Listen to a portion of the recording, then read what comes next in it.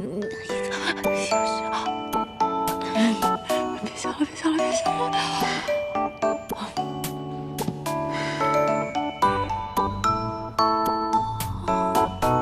我倒真没见过这样的，不愧是魔域教出来的，让我大开眼界啊！祖宗，求你别看了。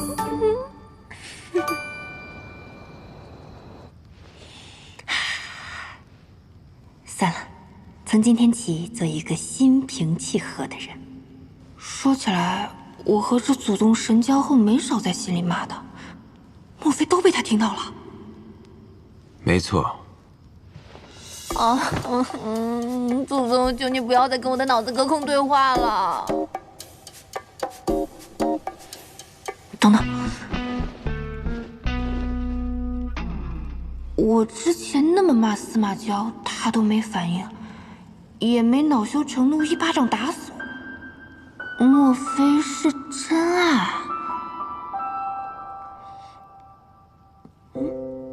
没听见吗？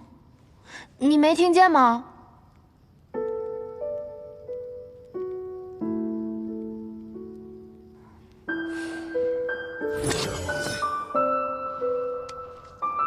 我要休养生息了，祖宗请自便。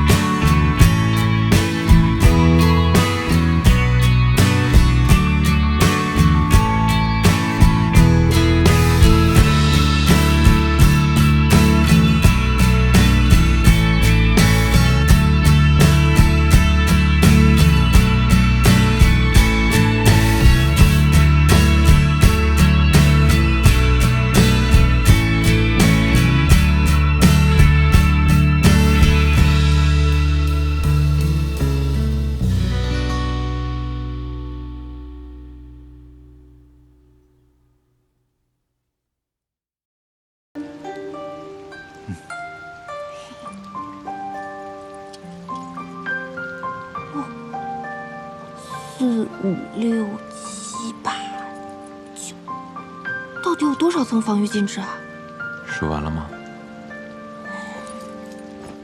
不数了，这么多肯定用不上。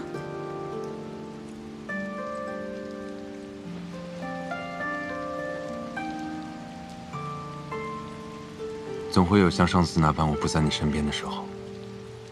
我思来想去，还是炼制防御法器最为妥当，能在危险面前保你无虞。最近肯定不会啦。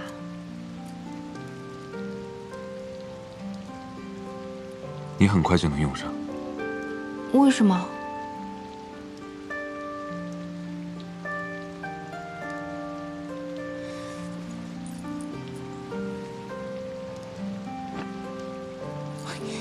你这人怎么说话说一半啊？你让我睡不着，司马娇。我也没没做亏心事儿啊，怎么心里这么慌啊？娇娇，这雷有问题。娇娇，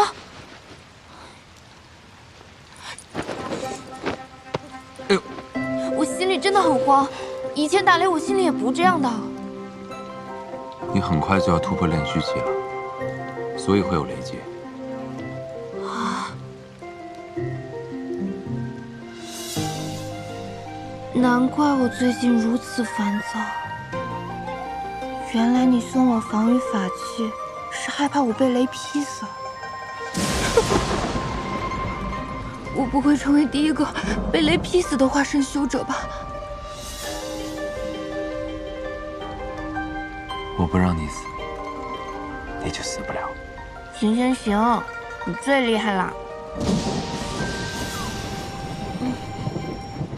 要不这段时间你还是别碰我了，我还没有准备好渡雷劫。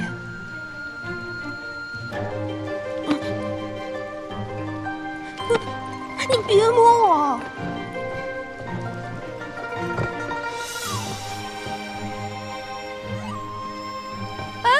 你现在就去渡雷劫。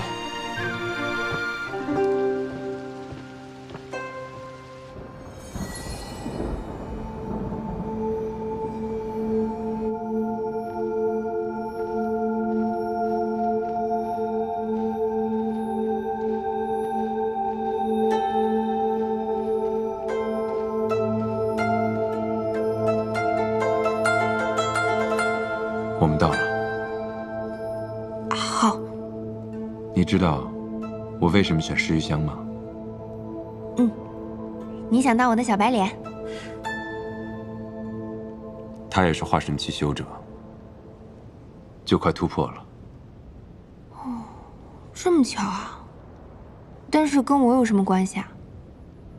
这雷鸣山谷从前是司马氏一族所有，可助渡劫。但如今，只有失势之人，才能享此优待。那这就是你给我找的保护罩啦。你自己进去吧。哦。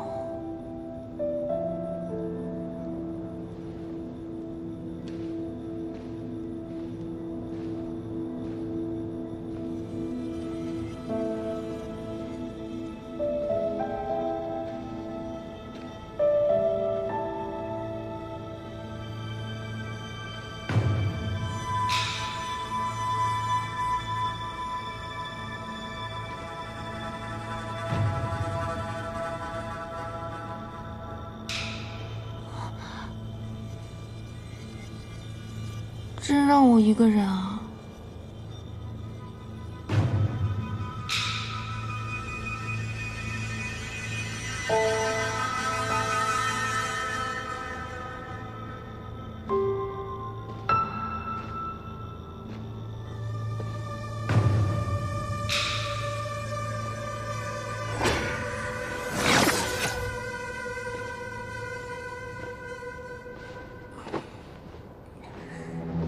作为应试教育培养出来的考试人才，最出色的就是心理素质了。放松。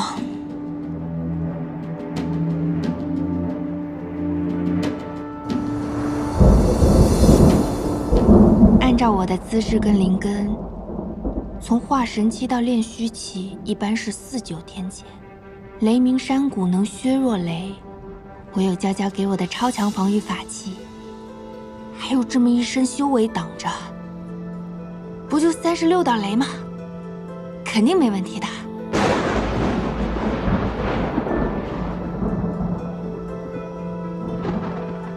这么快啊！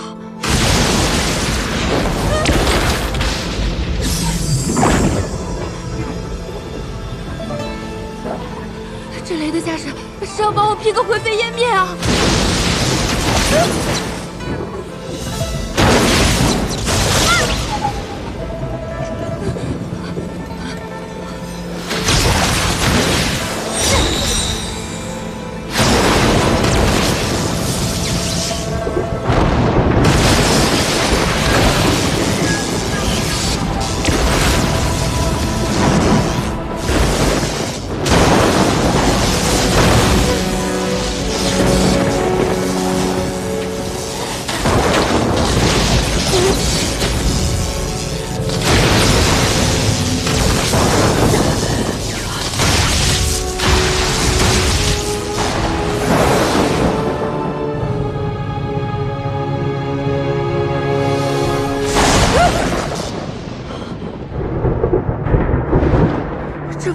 99天劫，这是99天劫啊！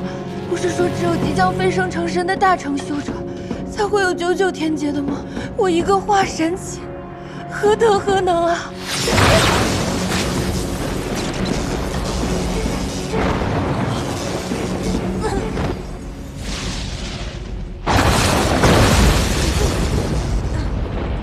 这里哪里是渡劫啊？明明是想劈死我！我不会成为第一个被雷劈死的化神修者吧？如果我在这儿被劈成了碎渣，那人的脸一定被打得很疼。还是再挣扎一下吧。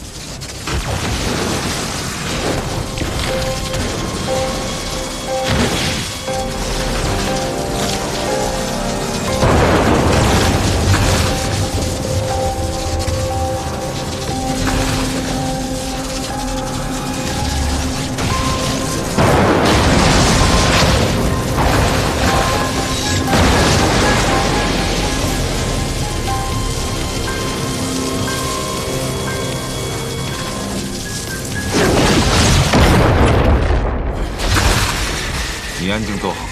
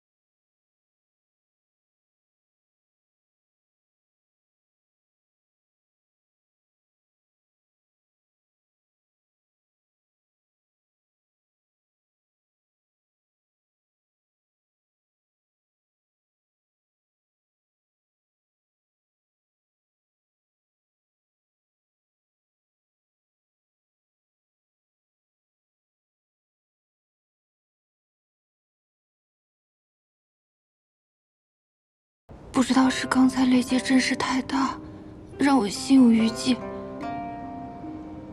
还是此刻的你太让人心动。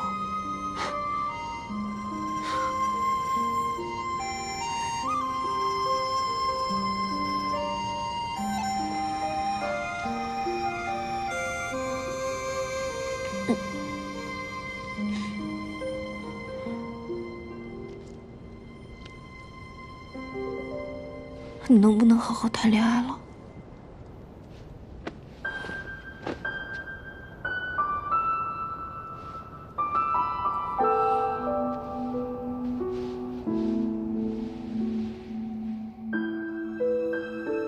这么大的动静，会不会引起别人的注意？在这里渡雷劫，外面不会引起异响。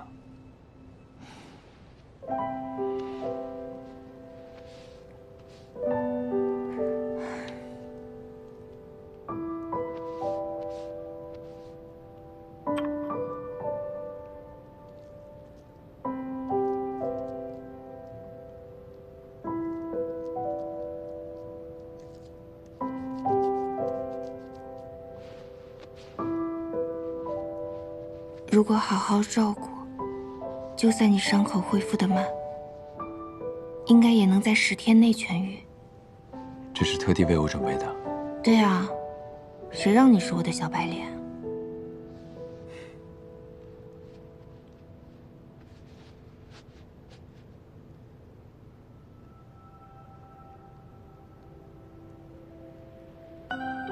我不想包扎，麻烦。不，刚上过药，不包扎的话，伤口很容易裂开，就包1天，包1天好不好？等伤口稍微长好一点，我们再拆，啊？哎，求求你了，我真的好担心呐。就包着嘛，我都用了你给我的璎珞项圈了，你也知道这是我的心意，你要是不用的话，岂不是白费了？求求你了。你以为我看不出来你在撒娇啊？那你看出来了有什么用？还不是挺受用的。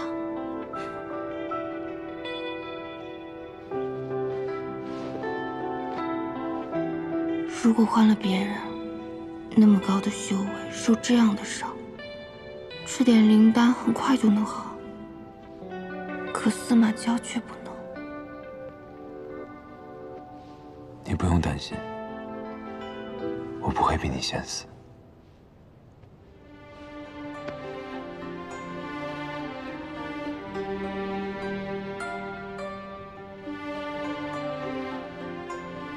司马娇，你知不知道你身上有一股淡淡的血凝花的香味，气息像是从血液里溢出来的。是吗？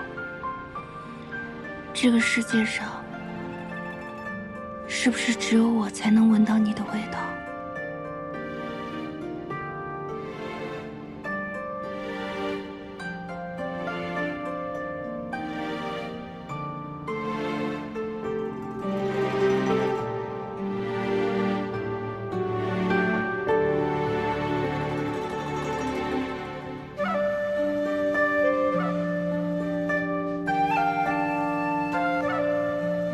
你特地找到这里，又特意给我炼制了那么厉害的防御法器，是不是一早就知道这次雷劫不会那么简单？对，因为你的身上有我的气息。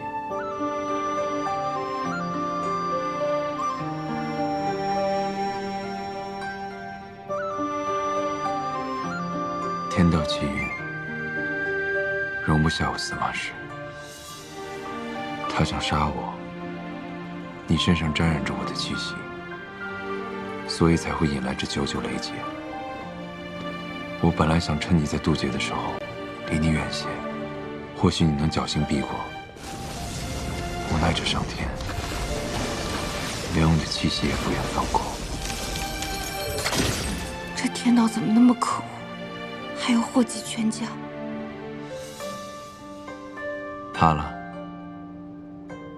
怕我连累你？我当然不怕。